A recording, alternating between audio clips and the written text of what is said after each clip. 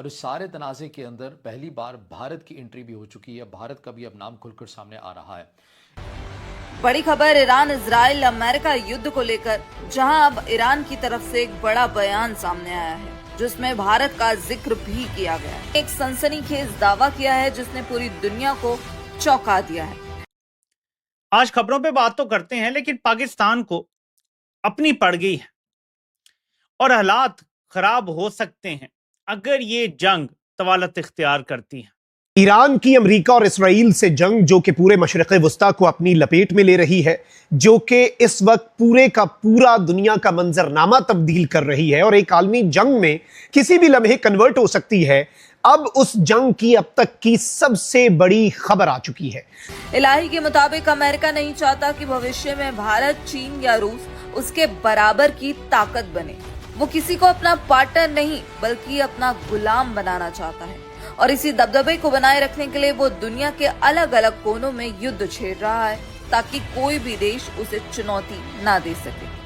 ये खुलासा करते हुए इलाही ने कहा कि ईरान बातचीत के लिए हमेशा तैयार था। तो ये क्या ताकत का तवाज़ुन बदलता नजर आता है आपको, और how much credibility you lend to this theory? Zafar Elahi साहब, अब जो अब तक की सूरत हाल हमने देखी 2 से 2.5 दिनों के अंदर, इसमें आपको क्या लगता है कि पूरी दुनिया के अंदर इम्पैक्ट क्या गया है? क्या पूरी दुनिया ये समझती थी कि ईरान इस हद तक जो है वो जवाबी वार नहीं कर सकता, और इसराइल आयरन डोम सिस्टम या दीगर उनके 3 सिस्टम्स हैं, फिर यूएस उनके साथ है, यूके उनके साथ है, उनके दिफाई सिस्टम्स या उनके हथियार है, तो इम्पैक्ट क्या गया है इस तमाम सूरत हाल में? और आपको क्या लगता है कि दुनिया कब तक वेट करेगी एज अ ऑब्जर्वर? पूरी दुनिया के जो अहम ममालिक हैं जो कोई किरदार अदा कर सकते हैं, उनकी रेड लाइन क्या होगी? हम जानते हैं कि मोदी नेतन्याहू की मुलाकात के अगले ही रोज अफगानिस्तान ने पाकिस्तान पे हमला किया। 2 दिन के बाद ईरान पे अमेरिका ने हमला कर दिया है। आपकी नजर में ये जो ट्राइका है, मैं इसको ट्राइका कहता हूं क्योंकि मैं समझता हूं कि मोदी, नेतन्याहू और ट्रंप तीनों एक ही थाली के बैंगन हैं, एक ही खिचड़ी पका रहे हैं, साथ मिलकर खाना खाते हैं। आपकी नजर में कोई प्लान बन रहा है? नहीं, उनकी डेडलाइन हो या रेड लाइन हो, कोई फर्क नहीं पड़ता। ये जंग उस वक्त तक चलेगा, जैसे ये नजमुल साकिब ने कहा है, ये जंग उस वक्त तक चलेगा जब तक the basic cause of the जंग जो है वो खत्म होगा। और वो बेसिक कॉज 2 दिन में तो नहीं खत्म होने वाला है, 2 हफ्ते में भी नहीं खत्म होने वाला है। ये पहले इराक को तबाह किया, शाम का बेड़ागर किया, लीबिया का किया। ये असल में they are after Muslim world, लेकिन ये मानते नहीं है। पाकिस्तान ने 78 सालों में तेल जखीरा करने का कोई इंतजाम नहीं किया। हमारे पास कभी भी 3 से 4 हफ्तों से ज्यादा का स्टॉक नहीं होता, हमारे पास गुंजाइश नहीं है। अमेरिका 6 महीने साल भी तेल ना मिले ना तो उसके बाद इतनी गुंजाइश है, उसने अपनी इतनी स्टोरेज बनाई हुई है कि वो रख सकता है। इंडिया ने भी कहा है कि वो 3-4 महीने आसानी से निकाल सकते हैं, बल्कि शायद उससे ज्यादा निकाल सकता है। इतनी स्टोरेज, हालांकि कितना बड़ा मुल्क है, कुछ ना कुछ स्टोरेज बनाई हुई है।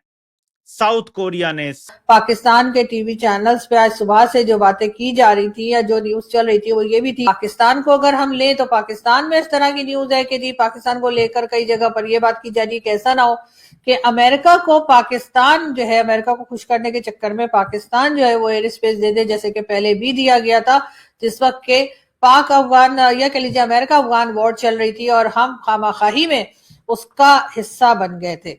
तो ऐसा ना हो कि पाकिस्तान एक बार फिर उसका हिस्सा बन जाए और अमेरिका को खुश करने के चक्कर में हम ईरान से पंगे ले बैठे या ईरान को नाराज कर बैठे, क्योंकि ईरान इस वक्त जिस तरह से अटैक कर रहा है, जिस तरह के मूड में है, उससे लगता नहीं कि ईरान जो है किसी जगह पर भी अमेरिका से दबने वाला या अमेरिका से डरने वाला है। तो पाकिस्तान को जरूर सोच समझकर ही अपने तमाम फैसले करने होंगे। और जहां तक भारत की बात है, तो जो ईरान का युद्ध चल रहा है, आपके दिमाग में कई बार आ रही होगी बात कि मोदी जी कर क्या रहे हैं।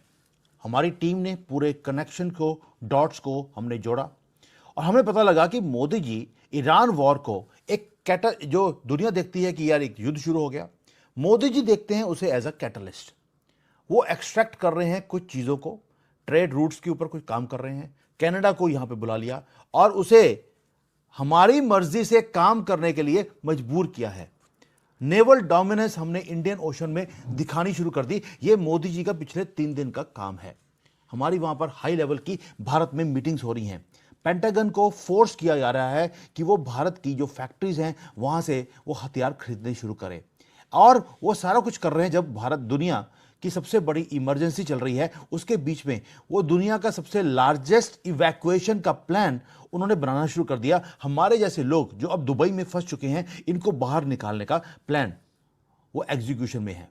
ये सब कुछ हो रहा है और हमारी इंडियन मीडिया कोई भी बातों के ऊपर ध्यान नहीं दे रही। एनीवेज, इंडियन मीडिया को छोड़ दीजिए, वो क्या बात कर रहे हैं। इंडियन मीडिया बात कर रही है, मिसाइल चल रही हैं, तेहरान के ऊपर स्ट्राइक की जा रही है, कभी इजराइल के ऊपर, कभी अमेरिका के जो यहाँ पर एयरफोर्स के या कोई भी मिलिट्री के इंस्टॉलेशंस हैं, उसकी बातें आपको सुनाई देती हैं। हमें पता लग गया कि सुप्रीम लीडर वो मारा गया है, उसके कारण जो मुस्लिम वर्ल्ड है उसको डिवाइड कर दिया गया। ग्लोबल मार्केट्स में एब्सोल्यूट फ्री फॉल है। ये सारा कुछ हमारे सामने है, हम देखते हैं। मिडल ईस्ट के अंदर जो प्रॉब्लम है, उसके अंदर जो होता है एक फ्यूज का बल्ब होता है, पॉइंट होता है, उसको निकाल दिया गया, अब फ्री फॉल पे है। पैनिक है पूरी दुनिया में। वॉशिंगटन में एक पैनिक है, केओस है यूरोप में, क्योंकि उनकी जो कॉस्ट है एनर्जी की वो बढ़ गई, और वहां से 1500 किलोमीटर दूर या 3000 किलोमीटर दूर मिडल ईस्ट से, वहां पर भारत में एक वॉर रूम बनाया गया है, जहां पर मोदी जी बैठे हैं खुद और साथ में पूरी टीम बैठी है, और वहां पे पैनिक नहीं है। नमस्कार दोस्तों, जय हिंद। दोस्तों, इस बयान का मतलब एक ही हो सकता है कि जहां पर इस वक्त ईरान लड़ रहा है वो अमेरिका है, जो इस वक्त दुनिया में सबसे पावरफुल है, और उससे लड़ने के लिए उसे भारत, चीन और रूस की सख्त ज़रूरत है। लेकिन आपको पता है कि उसको डर ये भी लग रहा है कि कहीं भारत खुलकर अमेरिका का साथ ना दे दे, क्योंकि अगर भारत खुलकर अमेरिका और इजराइल का साथ चला गया तो फिर ईरान को कोई भी नहीं बचा सकता। लेकिन दोस्तों, भारत कभी भी युद्ध के पक्ष में नहीं रहा। आपने कितनी भी बार पीएम मोदी के बयान सुना होगा, जहां पर उनको कहते आपको सुना होगा कि हम शांति के पक्ष में हैं, और शांति जहां है भारत वहीं पर खड़ा है। भारत किसी के लड़ाई में नहीं पड़ता।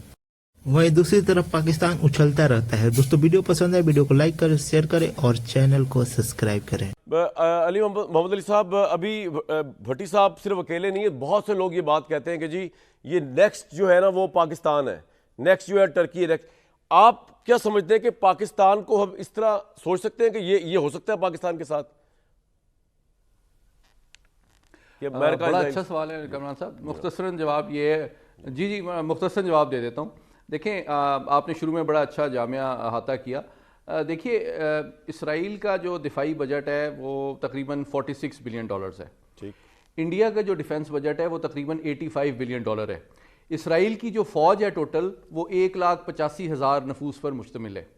इंडिया की जो फ़ौज है तमाम तीनों फोर्सेस को मिला के 1.4 मिलियन की फ़ौज है। ठीक है, तो इंडिया की जो फोर्स है ना वो इसराइल से कोई 8 गुना बड़ी है। इंडिया की जो इकॉनमी है उसका कोई कंपैरिजन नहीं बनता इसराइल के साथ। इसराइल की लाहौर जितनी आबादी है। तो ये एक अनफॉर्चुनेट हकीकत है कि जो अरब ममालिक हैं उन्होंने अपने अवाम की लाइफ